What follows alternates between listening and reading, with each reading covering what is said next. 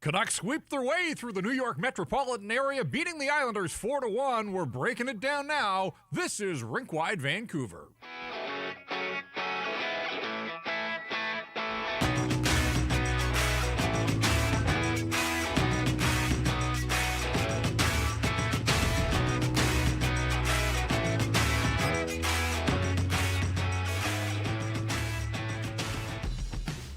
And we welcome you inside the Pacific Toyota Dealer Studios. Visit shoptoyota.ca or your local Pacific Toyota dealers today. Season's greetings, everybody. Welcome to Rink Wide Vancouver. I'm Jeff Patterson. He is Irfan Ghaffar, and you may notice that brick wall in the background.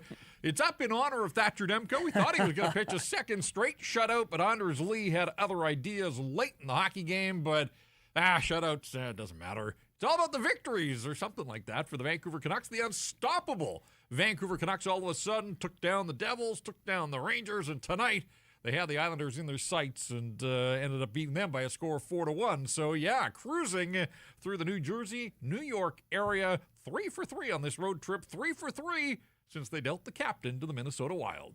Ring the alarm, Jeff. They have been playing some pretty good hockey on this road trip. All starts with the goaltender. You mentioned the brick wall behind me.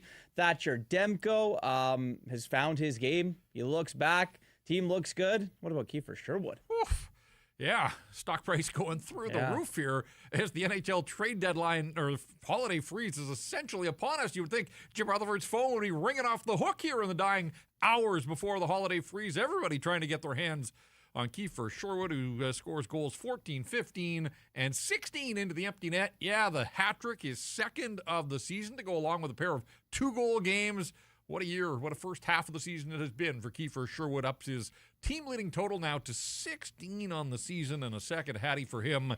4-1 is the final. Rink Wide brought to you in part by Bet365. And you know the drill by now. We will break it down. We'll give you our thoughts on this hockey game and the state of this club here as it starts to head in the right direction, looking like a hockey team. And so give these guys credit. I know that there's still a huge segment of the fan base that doesn't want these results. And where the first two games against Jersey and the Rangers, the Canucks won with 15 and 17 shots on goal. Hands down, they were the better team in this one and looked every bit the part of a team. They got the early lead. They've been doing that they haven't trailed on this road trip. And so I joked online, I can't wait to see what they look like when they trail, if they ever trail again, because we know that it's still a flawed roster. There are holes in this lineup, but it makes life easier to play and ultimately win when you get out in front and you force the other team to make some changes and react and adjust and all those types of things. And the Vancouver Canucks got the early lead and they built on it. They had a 3-0 lead after one period of play. It stayed that way through 2 periods of play, and then teams exchanged late goals. 4-1 is your final, so it's 3 straight victories for the Vancouver Canucks. In the process, Irf, they're now looking down at both the Nashville Predators and the sagging Seattle Kraken, who are just plummeting to the bottom of the standings. Canucks are all the way. Is there a foamy finger for 30? We're number 30. Doesn't quite work that way, I guess.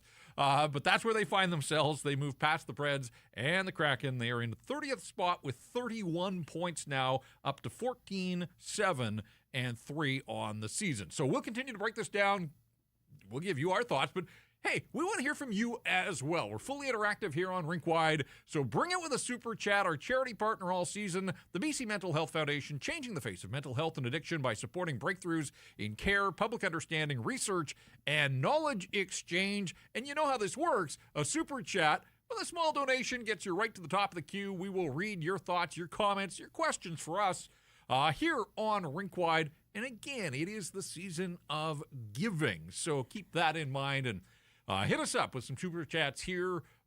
And again, we'll do this on Saturday. And then the Canucks play their final game before the holiday break against Rick Tocchet and the Flyers on Monday. So bring it with super chats in support of the BC Mental Health Foundation. I always feel like I'm burying the lead here, Irf. We saw a David Kampf goal. It's a Christmas miracle or something like that.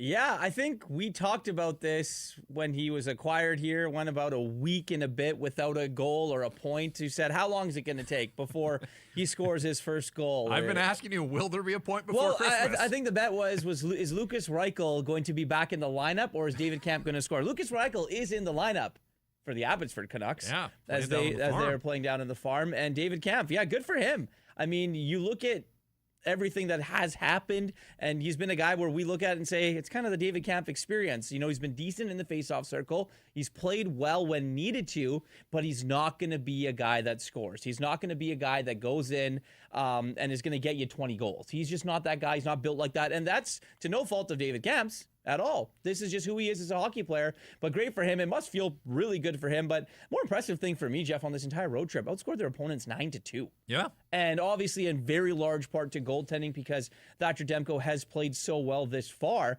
but them being able to find the back of the net consistently and show that there is a little bit of offense. And Elias Pettersson hasn't played on this road trip yet. They're doing it without their guy offensively.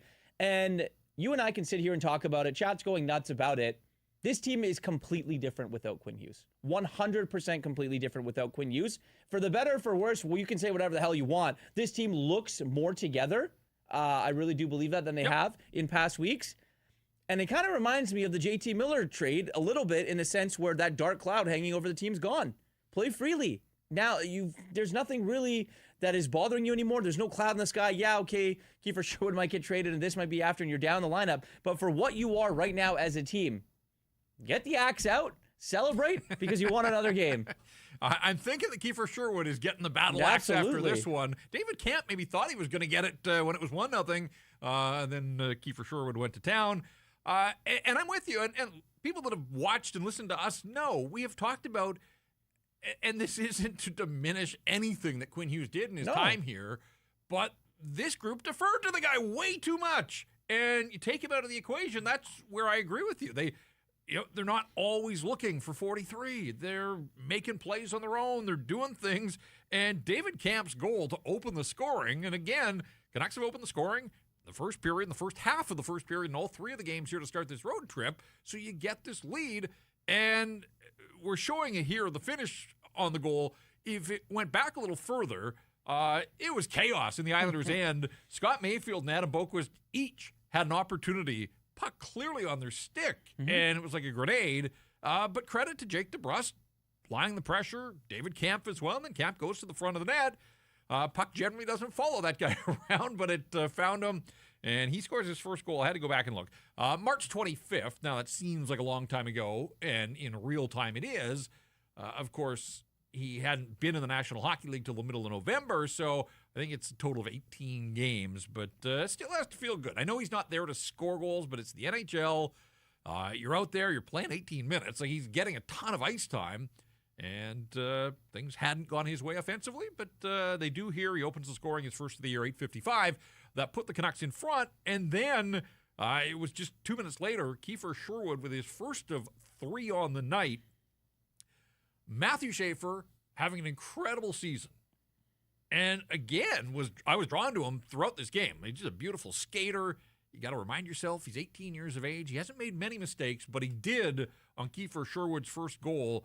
Sherwood sort of picks his pocket. I think Schaefer thought he was going to be able to get there and maybe move the puck up the wall. Kiefer Sherwood had other ideas. And I've said this to her. I think as Kiefer Sherwood becomes this trade prize and other people around the league are looking at Kiefer Sherwood and what does he do well. He's got 16 goals. We know that.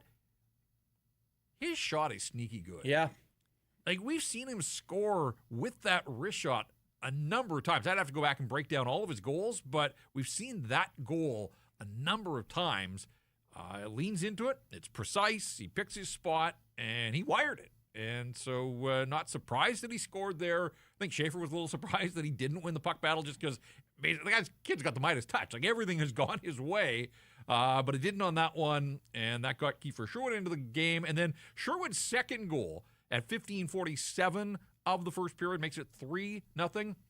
He didn't, but I was thinking he should have pointed to, like, the press box to salute Bo Horvat. That was a Bo Horvat goal for a guy that scored so many goals for the Canucks from the bumper spot.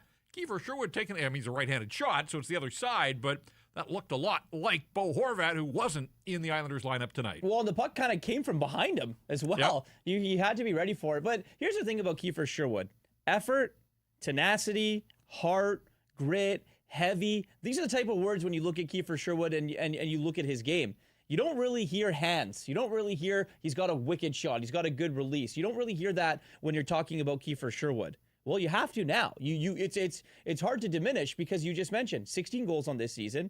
He scored quite a lot last season. He's going to shatter his record last season in a contract year. The number one trade piece, like we've talked about, for the Vancouver Canucks right now. Stock absolutely soaring for Kiefer Sherwood. And the question is how long are the Vancouver Canucks going to wait? They obviously have the roster freeze that's going to come up later on as we record this on December 19th at some point. But it has to be a time where a GM or an assistant GM is going to have a conversation and really give, Jim Rutherford and Patrick Allvin what they want for this player. And what they want is a first-round pick and maybe another player coming back. And if Kiefer Sherwood keeps putting up video game numbers like this for himself, they're going to have to get it at some point or another. So great for Kiefer Sherwood. But you have to feel like in the back of his mind, there's a lot going on as well. Yep. Like, your name's out there. People are calling about you.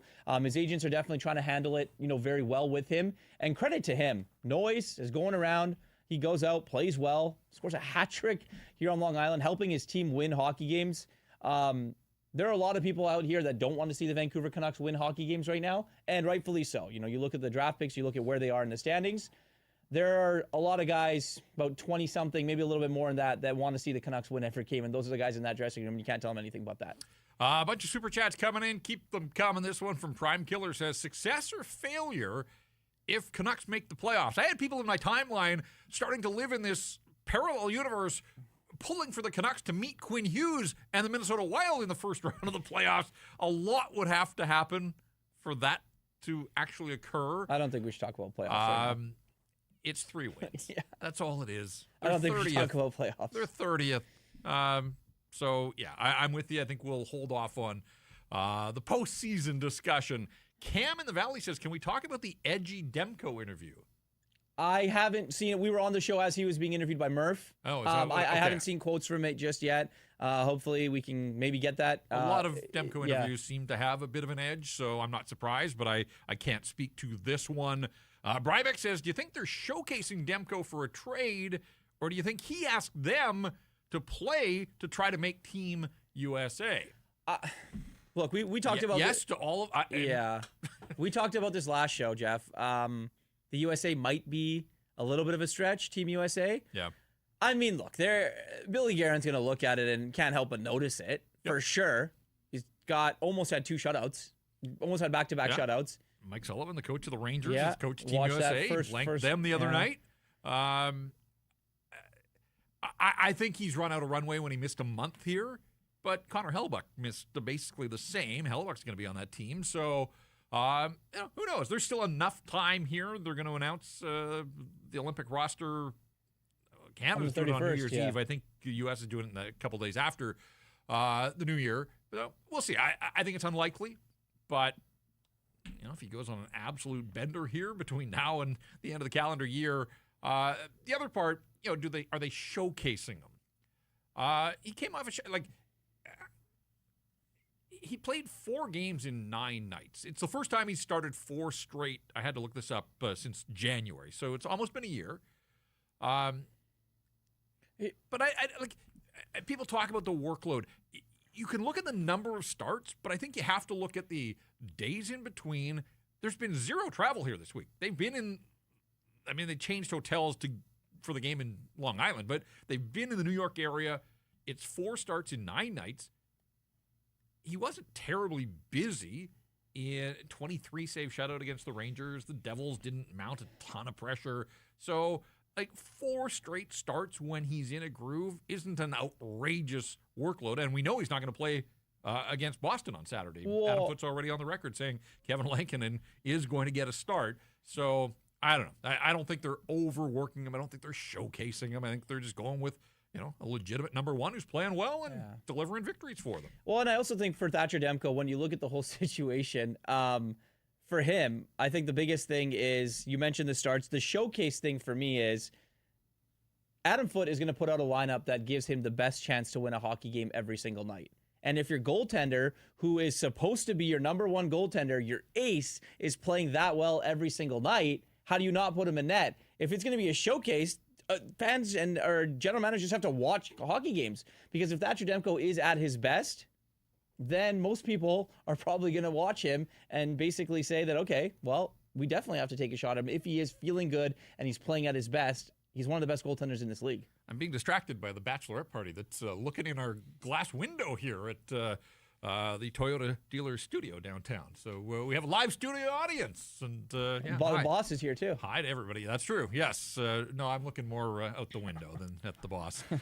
Canucks defeat the Islanders by a score of 4-1. Let's get to the 3 stars. They're brought to you by Greta Bar, and we're going to be at Greta Bar on Saturday. This is your last call to join us for the Canucks Army Watch Party. Saturday at Greta, doors at 3, the puck drop at 4, Vancouver at Boston. We're getting together ahead of the holidays. We'll watch some hockey, spread some Christmas cheer, wear an ugly Christmas sweater or your favorite hockey jersey, whatever. Just get down there and join us. We're going to have prizes, and Greta will have its terrific game day food and drink specials. Don't wait. Reserve your spot right now. Here's how you do it. You text Greta and you say, I want in. 604-256-4022. Again, 604-256-4022 to secure your spot. Greta Bar, the place to be, 50 West Cordova. Greta Bar, let the games begin, and we'll see you there for the watch party. At least we'll be there early, up until about 10 minutes before puck drop, and then we got to get back here to the studio, and who knows who will be looking in the window. On Saturday, the 3 stars in the building, selected by Islanders Media: Kiefer Sherwood, Thatcher Demko, David Kampf. So a clean sweep for the visitors. And look at that. Kiefer Sherwood, Thatcher Demko, and David Kampf here on Rink Wide as well. Sherwood, 3 goals on 3 shots, so a very efficient hat trick. A couple of hits as well. Demko just continues to deal. The shutout streak got to 150 minutes and 53 seconds. And really, the way that third period was going, it looked like he was going to post back-to-back shutouts. Patrick Waugh does what he does, pulls his goalie with 6 minutes to go in a 3-0 hockey game. And Anders Lee gets the only goal for the Islanders, his 9th of the year, so that breaks the shutout. But still, Demko absolutely dealing right now for the Vancouver Canucks. And there's David Kampf, open the scoring, gets the ball rolling, and good in the faceoff. 12-6 on the draw. So, we saw it the same way as the 3-star selectors in the building. What has been the most impressive thing about Thatcher Demko's game to you during this little run that he's been on? I always think when he's in a groove, he makes it look easy. But I think the surprise for me is that he's up to speed as quickly as he is after a full month off, right? Like, he came back against the Buffalo Sabres. They lost that game, but he made some stops there as well. But it seemed like he just needed one game to shake the rust off. And then, look out, as you mentioned, they've outscored their opponents 9-2. The Canucks have built him a lead in every game, so that puts, if they fall behind, the margin for error gets razor thin. If you're the goaltender, right, you can't allow the next one. But when you've got the lead, it's a little bit of a cushion. You know that guys are doing their part out in front. And we'll get to the stat that stands out in a sec. And I think that's special teams have been a part here. They win the special teams battle again tonight. Sherwood with the power play goal to make it 3-0. And the Islanders end up 0-4 on the penalty, or on the power play of their own. So the Canucks penalty kill. In fact, let's get to it then. Let's get right to the stat that stands out. It's delivered by Uber Eats. And you can see over Earth's shoulder there, Uber Eats, a proud supporter of Rink Wide, and we appreciate their help. The stat that stands out, delivered by Uber Eats, and it's enabling fans to maximize their fandom all season long with exclusive game day deals on the app. Every time the Canucks are playing at home, you can get a buy one, get one 6-piece chicken McNuggets from McDonald's in Vancouver, only on Uber Eats, from game day eats to paper plates and napkins. If you're hosting, all the ingredients you need to make your favorite game day dip before, during, or after the game. Uber Eats, assisting every hockey fan's experience all season long. #crave the stats. And if you're watching on the live stream, you can see our stat that stands out is the fact that the Canucks penalty kill, since Thatcher Demko came back in the lineup, is 12-for-13. Matthew Benson, remember the Buffalo game? Matthew Benson scored the power play goal for the Sabres. Canucks have not allowed a power play goal on this trip. And if you dig a little deeper, Irf, and even this game tonight, too many men, 3 minutes into the hockey game, some confusion at the Canucks bench, Hronek and Myers, and then Kiefer Sherwood for the second time on this trip. I mean, we're praising Kiefer Sherwood. Remember, he threw the puck the other day in New Jersey. This time, he gets his stick on Matt Barzal. Islanders had a two-man advantage for 59 seconds early in this hockey game. And the Canucks able to kill that off the way they did in New Jersey as well. So how the tables have turned here, where we're sitting and praising a Canucks penalty kill for getting the job done through adversity, 5-on-3s. It doesn't matter what you throw at this Canuck penalty kill these days. They're able to come up, and goaltending is a huge part of it. Your goalie has to be the last line of defense. Hard to argue. Since Thatcher Demko returned from injury, the Canucks penalty kill at 92.3%. Sticks in good places, blocking shots, attention to detail, and you just mentioned it. Your best penalty killer has to be your goaltender, and Thatcher Demko has definitely been that and some. But I want to go back to the edgy interview kind of thing. We don't have it yet, but people are asking about Thatcher Demko, and I asked you the best part of how his game was since he's been back. I also think it's the mental toughness that he has shown through maturing, I think, in his career. You know, a lot of stuff's gone on over the years with him, and it's no secret the injuries in his body has definitely taken a toll. But I think the biggest thing for him is being able to, in his mind, go back into hockey games, go back into the National Hockey League and face shots and be there every single night instead of, you know, maybe being scared he's going to get hurt. Yep. And I think the mindset for Thatcher Demko is huge. I think that, you know, it's something that he's definitely worked on as he's matured here in his career. And it's something that, you know, you hope is gonna carry him quite a long way. I know the body may not. Everyone's sitting here on the edge of their seat watching when Thatcher Demko going to get hurt again. He's not thinking that. He's thinking a completely different way. And I think that that's definitely something that's benefited him. So he'll take a seat in Boston, and then we'll see. Adam Foote, after practice on Thursday, had said the Canucks would play it by ear about the final game before the break in Philadelphia. If Thatcher goes back in, that'll be 4 of the 5 games on the road trip. If Kevin Lankinen plays, then Demko, in theory, would be done until after Christmas. Something tells me that Demko is going to get the game against Rick Tocchet and the Flyers on Monday on Prime Television. But again, back to the workload for Demko. 22 Islander shots, 23 for the Rangers, 26 for New Jersey, only 15 for the Buffalo Sabres. And that speaks to the Canucks have tightened things up. Like, they were hot garbage for the first 20 games of the season. It was a track meet that basically was constantly, the finish line was in their end night after night after night. And they really have tightened things up here defensively. They're not giving up nearly as much. We talked about the penalty kill. That's been a big change here. And so they are now creating an environment for the goaltender where he doesn't have to be spectacular. Like, even in the shutout the other night against the Rangers, we went through. Panarin had a couple of chances, but it wasn't a list of 10 or 12, like, grade A standing on his head, diving across the net. And even here tonight, there were chances. But he just, that economy of motion, he's looking big in the net, not giving the shooters Confidence. much to shoot at. And no, he looks confident. He looks on like he is on his game without a doubt. I have a quote for you from the interview, and I think this is where people are calling it a little bit edgy. And I quote Thatcher Demko, "The priority for the guys has been winning the game and not looking for points or whatever that may be." End quote. Jeff? So you know exactly what everyone's thinking who the shot is at. Yeah. No, I mean, as I hear that in real time, absolutely. I don't think there's any way to take that. So we know that at the end, Quinn wanted out. We get that. And Demko's been on the record that he said he wanted in. Yeah. And we know that. No, and that's why I go back to this idea that there does seem to be, like, the black cloud of uncertainty has passed now that the trade's happened. It's done. Yep. And it does feel like it's been the dawn of a new day here. You know, when I look individually, was Marco Rossi great in this hockey game? No. Was Zeev Buum a star in this hockey game? No. Nope. Liam Ogren had a couple of chances early in the second period, so I noticed him. You know, it wasn't like the new guys carried the day here for the Vancouver Canucks, but I'm also, I certainly don't have the knives out for them. Like, they're contributing, they're pulling on the rope. They all seem to be pulling on the rope in the same direction here. So that's an interesting quote from Demko. And again, spicy takes after hockey games from the goaltender. Especially when you win. Yeah, I mean, we've certainly heard him speak with an edge before, but I'm curious. I want to hear it in his own words, and we'll see if we can find the clip at some point. I'll go back after the show if we don't get it, but I'd kind of like to hear him deliver those words, but to hear the quote there, yeah, I don't think there's much doubt where that is directed. But are you surprised? A little bit. Yeah? You think so? Or just because the thought there was a big friendship and everyone was close, this, that, and the other? Yeah. But, I mean, we talked about the fact that they did. Like, it was always about getting the puck to Quinn and just assuming that he would do these great things with it.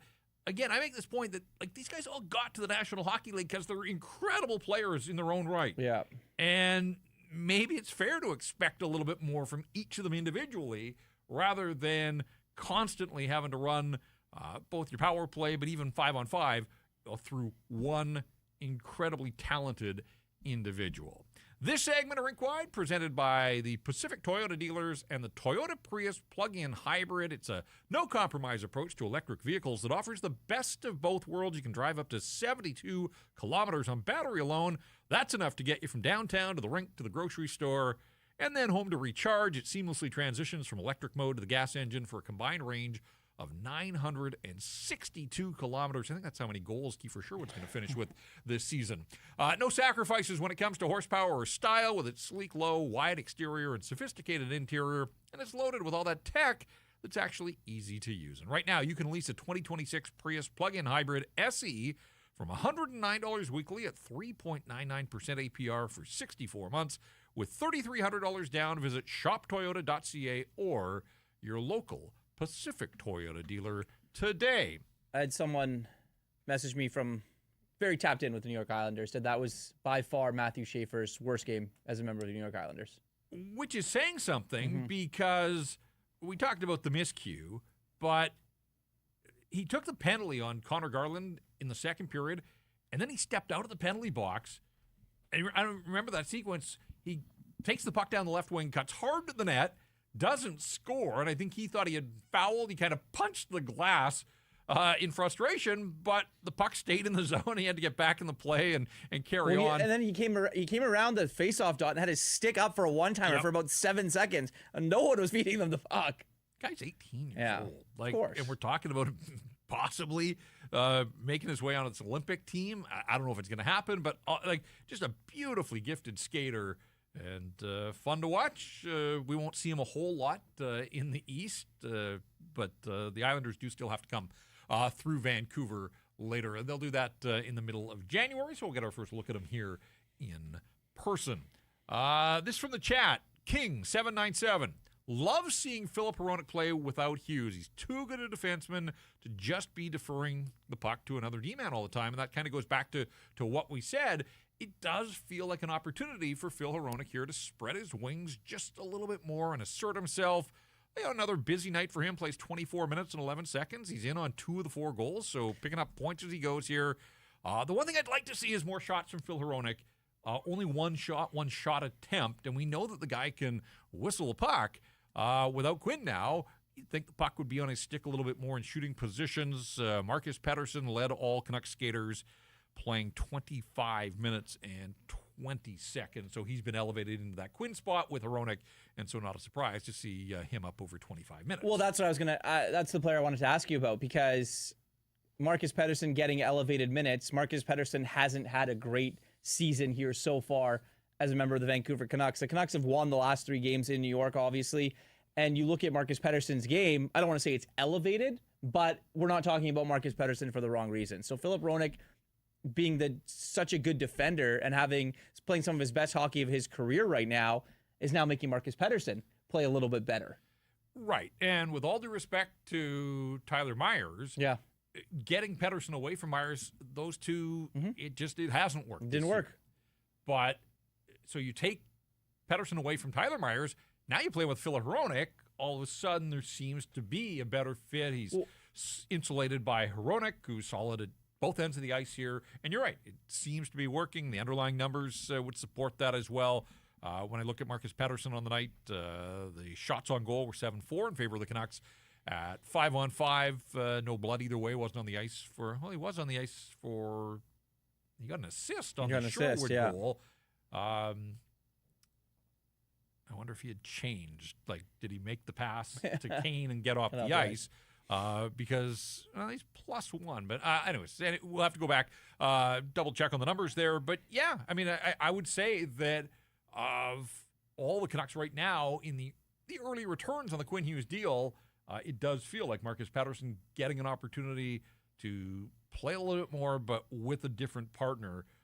He seems to be thriving on it. Well, and I think that we also should make mention of his 1100th game for Tyler Myers. Yeah. I also think the young kid in Zeev Beum, who is offensively obviously as gifted as there is and is a fantastic skater, can go and kind of let his wings go a little bit because Tyler Myers is going to have your back defensively. No, I'm glad you brought that up. That's a remarkable milestone. And I know at times here on that old contract, Tyler Myers was a whipping boy and was never going to live up to the terms of the initial deal. But at $3 million, this is a guy that still has some life in him. And there's 50 games to go. He's got a year left on his contract. Like, there's a world in which Tyler Myers gets to 1,200 games in the National Hockey League. That's like one hell of a career. I think I read somewhere there's 25 guys, active players, that have made it to 1,100 games, and he's one of them. That's a pretty select group of players, and good on Tyler Myers. It's funny. He played his 1,000th game in Philadelphia last year, early in the season. Remember they made up the hoodies, the T-shirts and whatever. They won that game 3-0, and as time was winding down here, really they're going to win his 1,100th game at 3-0 as well. Yeah. Ended up being 4-1 games, so not quite, but the storyline was there. Anyways, yes, absolute salute to Tyler Myers. 1,100 regular season games, and of course, playoff hockey as well. We should talk about the fact that Adam Foote has elected to essentially stick with the same lineup here to produce these 3 wins. He changed his forwards around a little bit. Connor Garland had been with Kampf. He moved up and played with Rossi and Besser. Again, there were some moments there. Jake DeBrusk then moved around and ended up assisting on the Kampf goal. But a lot of the chatter over the last, 48, 72 hours was, Ratu, why can't he get in this lineup? And Adam Foote clearly has his reasons. And this team is winning. They're scoring. David Kampf now scoring goals. Ratu may never play again for the Vancouver Canucks. It does feel like Adam Foote is trying to build a faster team here. And I thought in the first period, the Canucks looked a lot quicker than the New York Islanders. And we know that that's the sort of one holdback or drawback for Ratu is foot speed. Drew O'Connor playing center again. Yeah. Coaches are loath to change a winning lineup. Now it is back-to-back, and so you could also make the argument of injecting some fresh legs. They don't have a ton of options here. I don't know.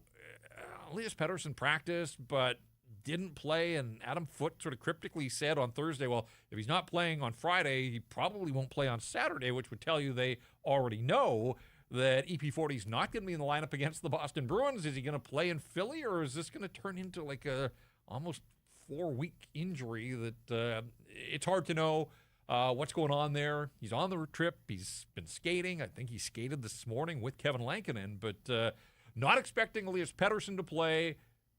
What's your gut tell you? Do they come back with the same guys that beat the Islanders, or does Ratu find his way in on Saturday night against Boston? If it ain't broke, don't fix it. Yeah, I tend to agree. Except the goalie. And even then, I bet you 35 wants to get in there. But, he's not going to. No, absolutely not. What do you make of the Ratu thing, though? Like, it is a little strange as a natural center. They're already on the record now that the rebuild's underway here. You would think that a 23-year-old should be part of that, should be playing, and yet Adam Foote, again, has his reasons. He really hasn't articulated it. He kind of spoke in circles when he was asked about how you deal with a guy when he's sitting out, but whatever, Ratu right now isn't part of this 3-game win streak. You think they're trying? I mean, I don't know. My theories are completely sideways sometimes. But do you think they're trying to create another center and see if O'Connor can do it long term? Like to fill from within, just to test it out and see if he can do. Ratu can play center. Like, but you mentioned the foot speed, and you mentioned other, things in his game that maybe don't help affect, the Canucks, from totally. But Drew O'Connor can fly. He skates well. He hits. He can score. Yeah, I mean, he was 2 and 4, so he won 2 of 6 faceoffs tonight. Again, the 6 faceoffs that he didn't really have an impact on the hockey game, but on a night where most of the guys at Kampf we talked about was really good. Max Sasson won 4 of 5 faceoffs. Marco Rossi, as a top-line center, held his own, and Drew O'Connor was underwater. So, there are other responsibilities, obviously, for a center in the National Hockey League, but faceoffs are part of them, and it hasn't been a great road trip in that regard for Drew O'Connor. So, very much a work in progress, if that is, in fact, what they're trying to do is, play this guy and, play his way into the middle and sort of watch this transition in real time as things move along here. And where did Lukas Reichel play today for the Abbotsford Canucks? Yeah, that was interesting too. Lukas Reichel is playing for Abby here on this Friday night, and they've got him in the middle after it was a failed experiment at the NHL level, but much like the NHL team, they don't have any centers down on the farm. So, the center whisperer for quite a long time in Vancouver was Manny Malhotra. There you go. So, yeah, we'll see. We'll see if that's an experiment that's going to pan out. But who knows? Not with the big league team, but Lukas Reichel has reported, and he and Archie Baines both in the Abbotsford lineup here on this Friday night. Canucks with their 10th road win of the season, and we sort of every time they get one, we add to the total. They're 10-7-2, so 10 of their 14 wins have come away from home. Whatever, like, go figure. They just can't get it done at Rogers Arena, but they have been good. Somebody pointing out online, there are only 3 teams in the West with more road wins than the Vancouver Canucks. So again, if that home record was even mediocre, they'd be a whole lot closer to the playoff bar than they are, but they still got a lot of work to do. We're not checking in on the standings or the playoff picture. That's our rule here until after the holiday break. Well, we've got your Christmas wish list coming up on December 22nd. Yeah. Everyone tune in for that. Right. And then we've got the Vibe-O-Meter on the 30th. That'll be the last game against the Kraken. Just looking back at this game, we're going to put a bow on it in a little bit, but from the New York trip, these 3 games, outscored the opponents 9-2, played some pretty good hockey. What do you think is your biggest takeaway from this?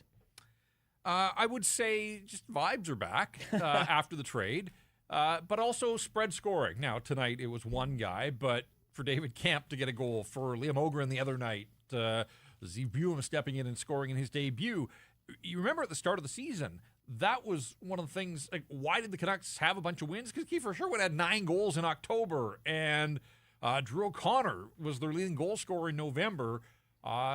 Sherwood's been relatively consistent. He went a little bit dry for a short spell there, but otherwise, Brock Besser was scoring in bunches. Brock hasn't scored in forever, but they're still finding ways to win. But early in the season, they were spreading the scoring, and they're back to doing that. But I would just say the mood around this group from afar, and again, we haven't been around the team. They've been out of town since the trade, so it's a little harder to get a true gauge and feel, but it looks like they're having fun, seeing smiles. And for a 6-week span there, we did not see many smiles on the faces of the Vancouver Canucks. Now, I had somebody message me on social and said he fears that this is the start of a run for the Vancouver Canucks.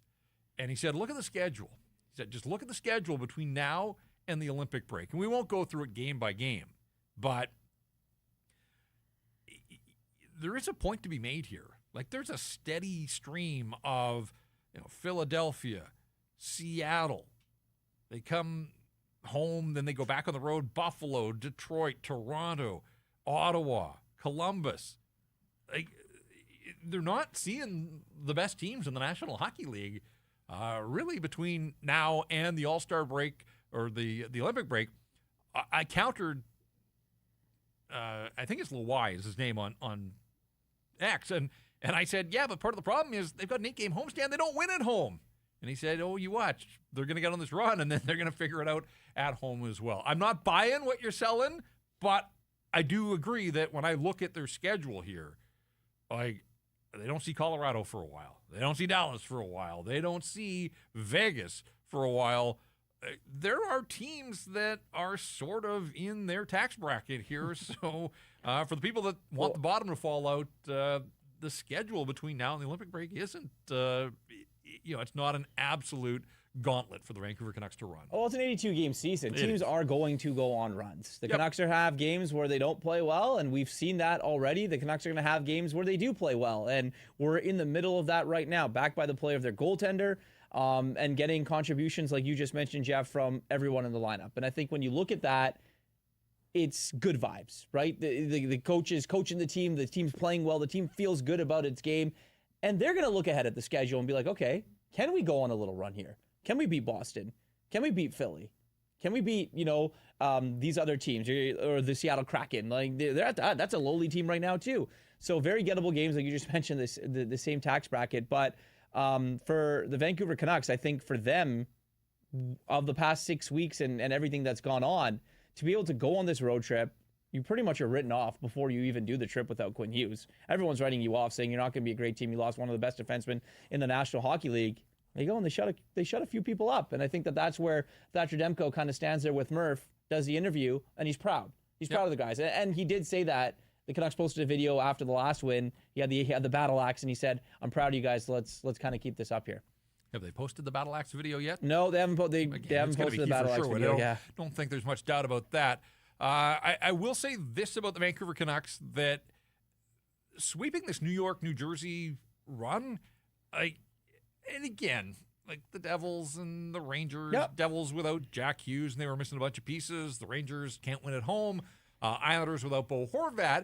None of these teams at the top, although you look at the Eastern, it's crazy. Like, it's hard to figure out who's good in the East because the Canucks just run the show for all three of these teams that have legitimate designs on, not just being in the playoffs, but winning their division.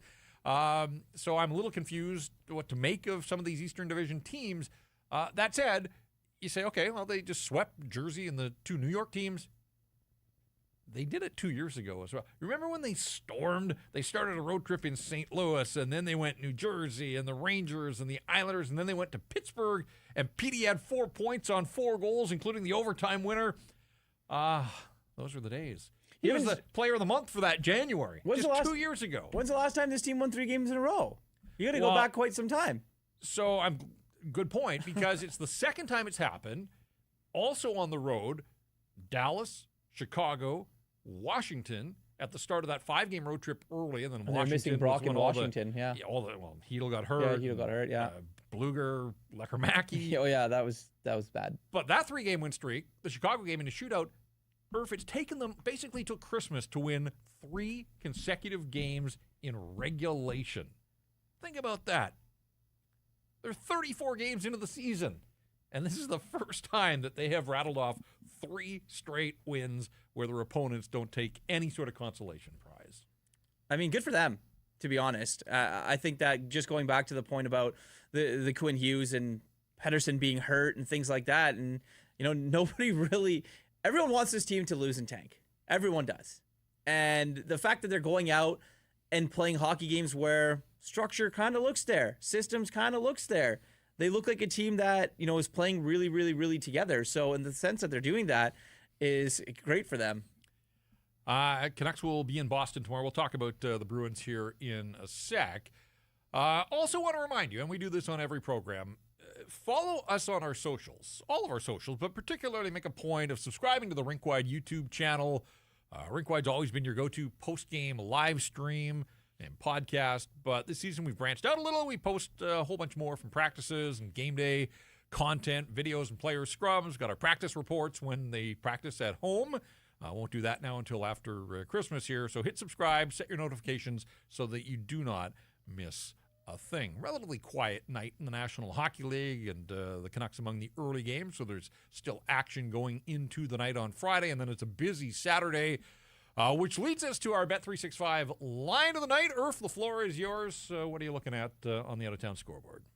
We're going to go to the same team that we're going to watch, and I think the Boston Bruins are going to win that hockey game against the Vancouver Canucks. The Toronto Maple Leafs, after being called out by their head coach, Craig Berube, I don't know. You ask those guys. It's on them. It's not on me. I just stand here. They're the ones that go out and play. Oh, if they lose to Nashville? And I'm taking the Edmonton Oilers on the money line against Quinn Hughes and the Minnesota Wilds. And that's plus 485. I'm telling you right now, the bet to make is the Edmonton Oilers at plus 350 to win the Pacific Division.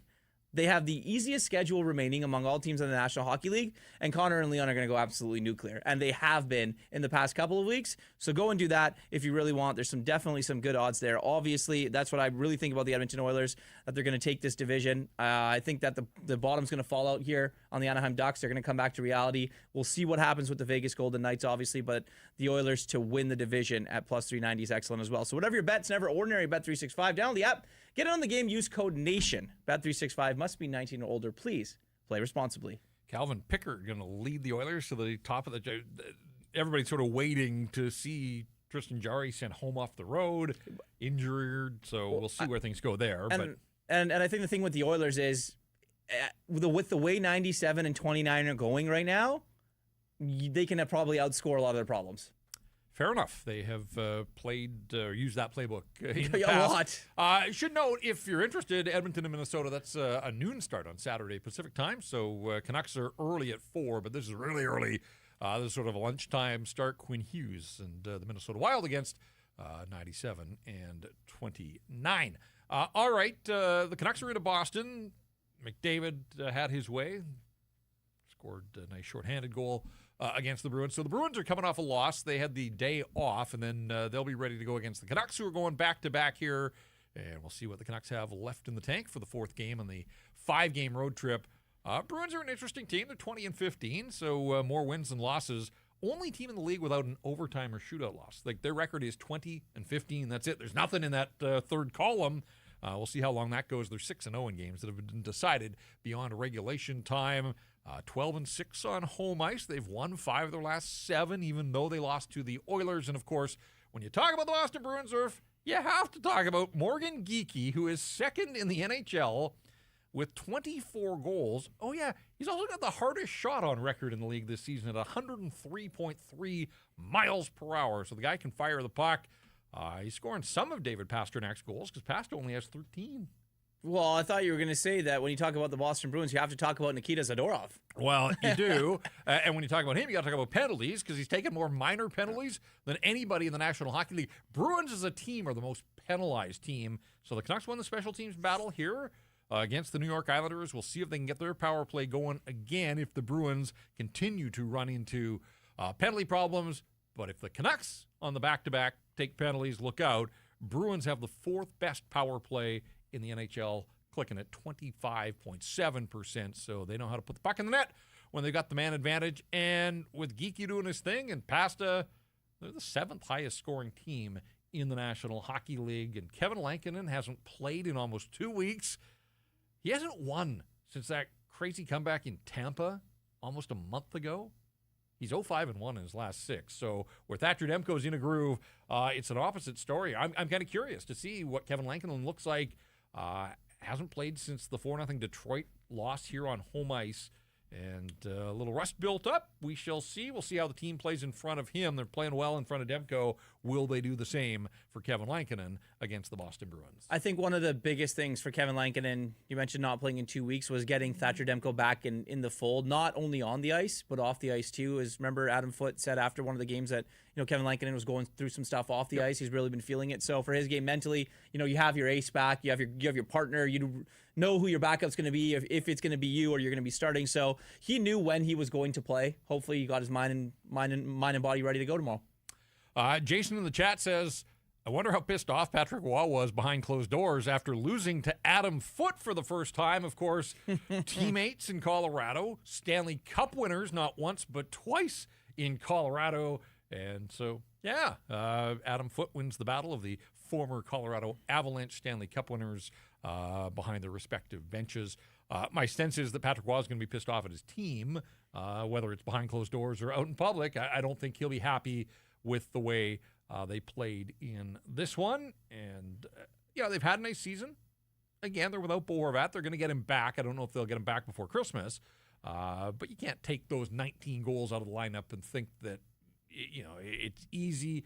Emil Heineman had 11 goals. He's having a nice season. I didn't notice him at all in this hockey game, and he is their second leading goal scorer. Matt Barzal did extend his point streak. He got the second assist on the Anders Lee goal, but really didn't notice Barzal all that much. He had the one chance in the third period that I remember, but overall it wasn't a night that Matt Barzal took control of this hockey game, and Kiefer Sherwood did. Canucks skate away with a 4-1 victory, 3 in a row for them. They're out of the league basement, and we'll see if they can carry this good stuff with them into Boston and then on to Philadelphia on Monday afternoon. 4 o'clock start Pacific on Saturday. 4:30 is the start time for that game in Philly on Monday. We don't have the Murph interview with Thatcher Demko, but we do have Thatcher Demko in the dressing room.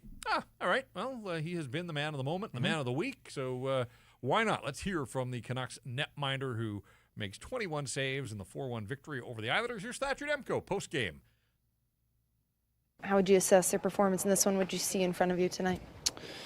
I think we played really well the last 3.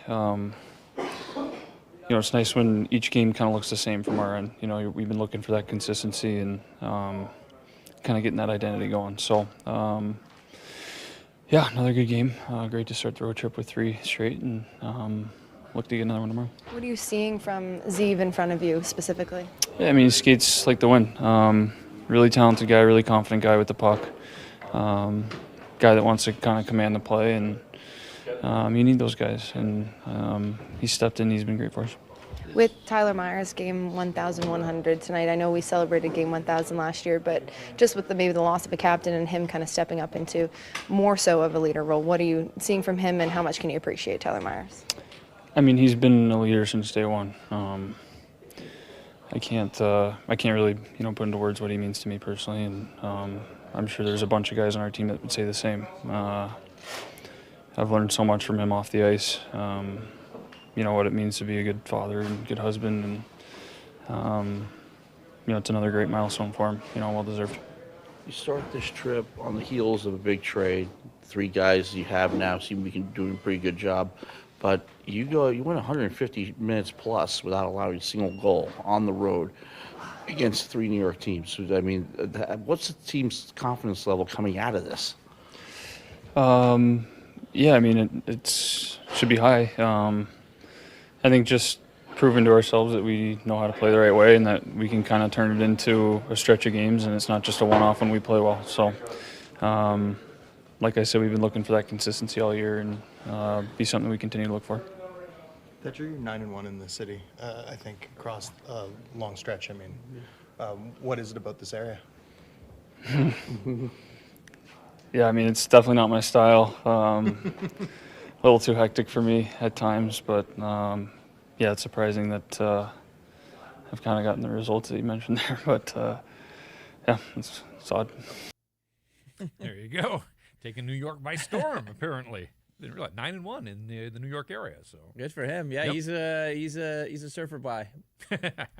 San Diego guy, but I think he's moved the home base to Michigan now, in the off season. Seems to he doesn't have to live there, but when he visits, things seem to go his hockey team's way. And again, we'll see if the Canucks can take their good stuff with them to Boston. Demko's going to get the night off, and Kevin Lincoln in between the pipes. All right, that's going to do it for us here on Rink Wide. Again, we hope to see a lot of you down at Greta for the watch party. Irf and I will make an appearance beforehand, but yes, we will. Work gets in the way, so we will get back here to the studio, our newly adorned brick wall studio. Looking good over there, I must say. Yes, you can admire it yourself. You can go back and watch the show and admire it that way too. Thanks to everybody. Our executive producer, Arnold Delich, here in town with us tonight. He was handiwork with the brick wall. Jacob Lazar, our technical producer, hard at work behind the scenes as well. For Irf, I'm Jeff. Thanks so much. The final score one more time. The Vancouver Canucks 4. The New York Islanders 1. 3 in a row. They're going streaking. And we'll be back with the next episode of Rink Wide after the Canucks in Boston on Saturday.